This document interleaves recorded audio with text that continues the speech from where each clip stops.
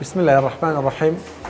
عبد الله طيب معروف پزیشکی بێهۆشکاری سپۆرت لە بێهۆشکاری و چاودێری چڕ. ئەمڕۆ ئەو نەخۆشی کە بەڕێز کاک دکتۆر عوسمان هێنەی هەم زەرعی کلیەی بۆ کرابوو پێش 10 ساڵ، هەم تازە بە تازە لەو 1-2 مانگە جارێکی تر بەداخەوە فەقیرە عەجزی کلیەکەی دەستی پێکرد بوویەوە و کۆمەڵێک گرەی لە ملیا هەبوو. هەرچی سەیرم کرد سەلامەت نەبوو بۆ ئەوەی کە بەنجی عامی بینێ، دەبوایە خطورەیەکی زۆر مەخسایەتە بەر خطورەیەکی زۆرەوە لەبەرەوە لە ڕێگەی سۆنەرەوە کە پێڵێن ئەلتراساوند گاید سەرڤایکل پلێکسس سوپەرفیشەل سەرڤایکل پلێکسسمان بۆ کرد لەگەڵ ئینتەرمیدیێت سەرڤایکل پلێکسس بلۆکە. ئەوە طریقەیە کە بە سۆنەر ئەکرێ و جۆرێک لە جۆرەکانی ڕیژنەڵ ئەنەستیزیا واتە بەنجی مۆزعی کە تەنها ئەوەندەی نەخۆش ئەو شوێنەی بڵین لە بن چەناکەیەوە هەتا سەر ئێشکی چەڵەمەی کە پێڵن کلاڤیکل ئەو بینە بەنج ئەبێ و نەخۆشەکە هیچ بەبێ ئەوەی هیچ هەست بە ئازار بکە و ئاگای لە خۆیەتی بۆ قسەمان لەگەڵاکرد لەسەرەوە و لێرەش عملیاتیان بۆ کرد نەشتەرگەریەکە و زۆر سپاس بۆ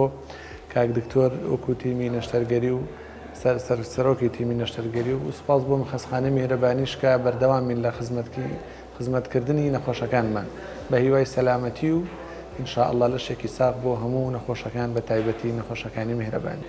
من دکتۆر عوسمان عەبدولکەریم سپۆری نەشتەرگەری گشتی یادەکەش مرد لە میهرەبانیە. ئەو نەخۆشیان دەبینم کە پێویستیان بە نەشتەرگەریە، نەشتەرگەریەکە شەر لامان شوێن لەم تشتوان میهرەبانی ئەنجام بدەین. بەس بەدەم نەخۆشەش سەنگرێکی لە ملی پێیا ببووم، نەخۆشی عەجزی کلیە هەیە، زەرعی کلیە لۆ کرایە پێش 10 ساڵە. ئێستا کوریانە تا هەفتە دەبێت پێ کردووە، لۆبان پێماش بوو کە یەکە چەند دەربینین لۆ زەڵی ڕەوانکەین بزانین تۆری نەخۆشیەکەی چییە. بەزانین میمتر ئەم هاتن ئەنجامدانی ئەم نەشتەرگەریانە بە بەنجی عام دەیکەم، خاستەن غوتەیە ئەو گوریانەی کە لە ملیە.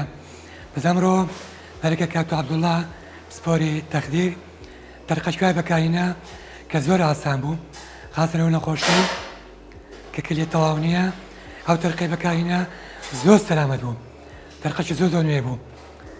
دەستان خۆشبی لەو عملیاتێکەوە لۆتان کردم. من زەرعی کلیەم کردووە، ئێستاکە کلیەکەم بەرەو ستی چووە. یەکەم جار بەتەما بە زەرعی بە بەنجی عام بووم کە دوایەکە بڕیاریاندا کەوا بەس لای مل و ئەوانەم سڕکەن بەس ئەوەندە بیتن. من هەندێک دەم ئاگام لەخۆ بوو کەوا هەستم بە ئەوەکەی دەکرد بەس هیچ ئازارەکی نەبوو.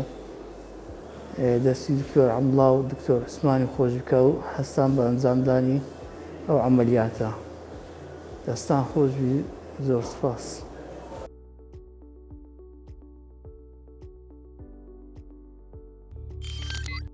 میهرەبانی دڵسۆزی و لێزانی